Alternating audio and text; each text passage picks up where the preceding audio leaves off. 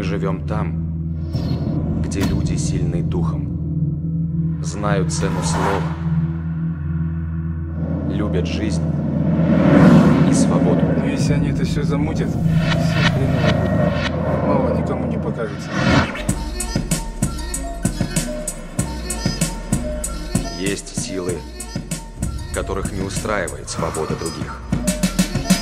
Им наплевать на духовность и самобытность. Они проникают к нам, как вирус. Навязывают чуждую психологию. Затем наступает хаос.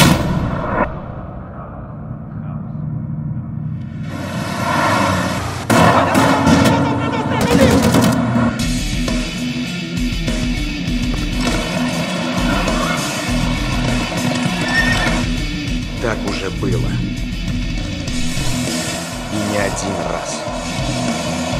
И вот они пришли к нам.